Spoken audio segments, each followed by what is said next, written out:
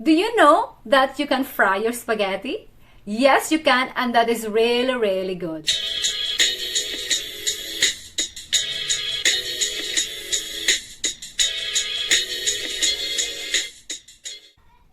Hi guys, it's me Lira. Welcome to our vlog. If you're new here, we are a little Italian Filipino family and we vlog for fun, to entertain and to inform as well. In our videos, we would like to show you the cultural differences, particularly for us, me being Filipino and my husband being Italian. So I have real talks and we have some funny reactions of my Italian husband, and also our child's playful antics. So I'm Lira and my husband is Luca and our little one is named Lucas. So hopefully you could subscribe to our channel. So today I will be vlogging about food that is very Italian but is really beloved by Filipinos and for sure by anybody else anywhere in the world. And that is no other than the spaghetti! So that's why now I am vlogging here in our kitchen. Ever since I've been married to my husband, there are a number of things, interesting and some are surprising things about spaghetti that I learned from my husband. So my title for today is the 11 interesting things about spaghetti that I learned from my Italian husband. So number 1 is about the spaghetti itself. In the Philippines, where I grew up, when you say spaghetti, it's the red long pasta with the tomato sauce. So what I learned is that when you say spaghetti, it is just the pasta. Yeah, it doesn't include the sauce. In Italy, they eat the spaghetti with other sauces, not just tomato sauce. And this brings us to number 2. Number 2 is about the many varieties of sauce that they eat with spaghetti. Usually, they make sauce out of vegetables. What they do is that, for example, a pumpkin, they will cook the pumpkin and then make it into a sauce using the blender. And so far, what I have tried is, based on what my husband has made for us, I have tried pumpkin, I have tried zucchini, I have tried potato. All right, I was so surprised with this. I never thought that a potato can be a spaghetti sauce. So potato, broccoli, and cabbage. Yeah. So my most favorite is the zucchini. I really liked it. And then the next one is the broccoli. Oh my God. The broccoli with the mushroom toppings is really good. Yeah.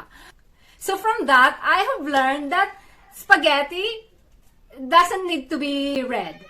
So spaghetti can be green, can be yellow, can be beige, and can even be purple.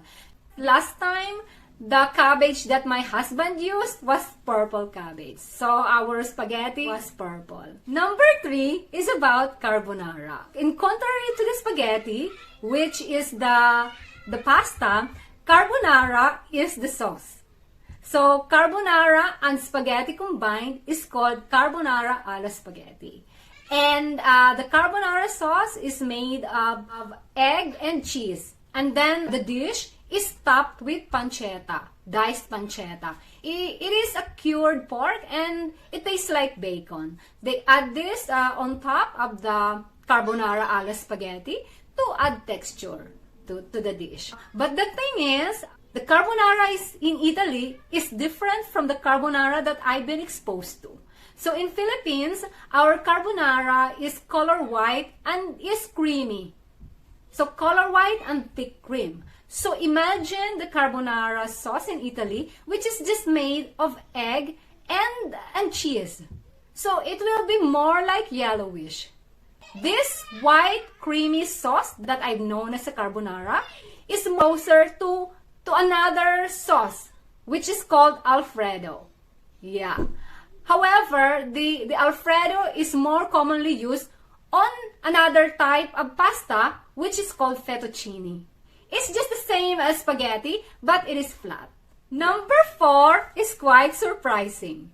It is about the spaghetti and meatballs. So, I've learned from my husband that in Italy, the spaghetti doesn't come with meatballs. One time, me and my husband, we were just housemates, We are quite close. We usually hung out in the kitchen. So one time he was cooking spaghetti sauce. I told him that, oh, I have mincemeat in the freezer.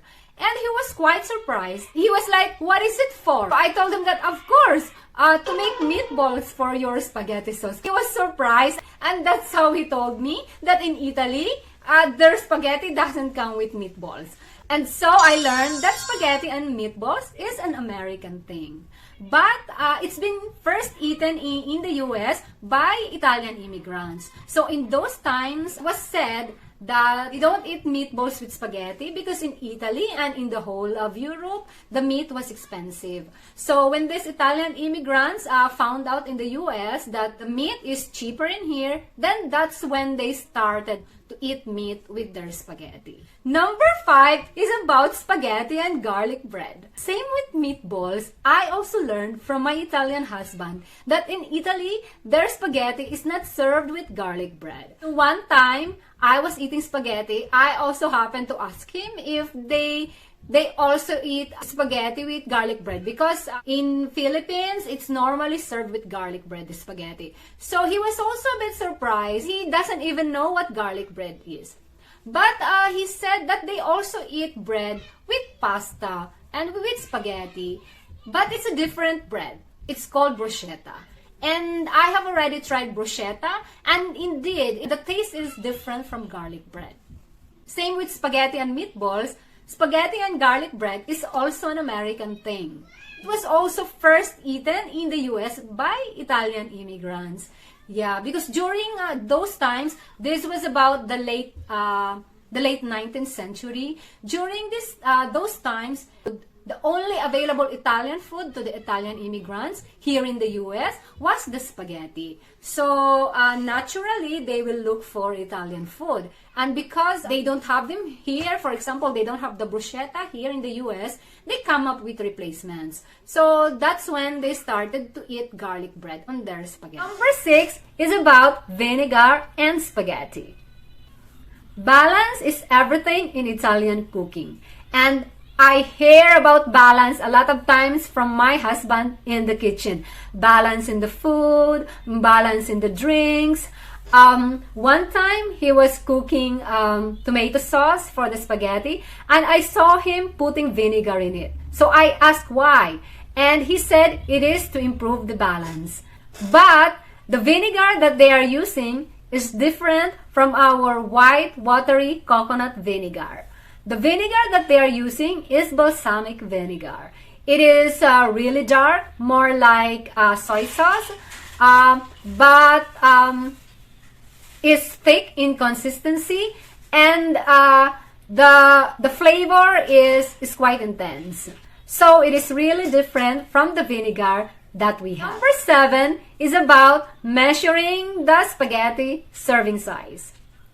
Pasta is a way of life in Italy. It is their staple. So, like rice to us Asians. So, just like how we measure the water that we put into the rice when we are cooking, the Italians also use their hands to approximate the amount of spaghetti that they will cook for one person. So, the serving size.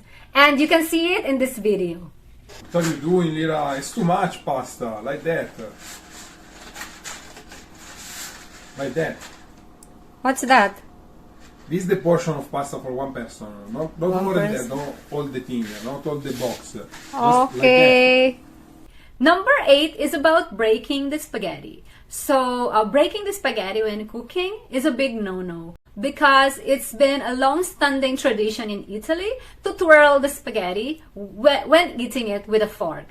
I know that spaghetti is long and might not fit into the pan when you are cooking it, but just put the spaghetti as is into the boiling water and then continue stirring it so that when the bottom part sags, the upper part will drop into the pan and will be soaked as well into the boiling water. Number 9 is brining, or putting salt on the spaghetti. So I learned that putting salt on the spaghetti is really important. Not only does it give taste to the pasta, if you don't put salt, your spaghetti will be bland. So not only does it give taste to your spaghetti, but it speeds up the cooking process. So don't forget the salt. Number 10 is the use of a drain dish and rinsing the spaghetti.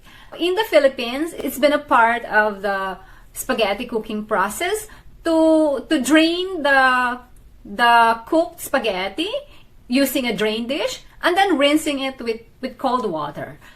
We don't need this extra and unnecessary step because the water that you cooked your spaghetti on is really good for the mixtures. So Italians scoop or rather scrape the slightly cooked spaghetti from its pan to the pan with the sauce and continue the fire a little bit more.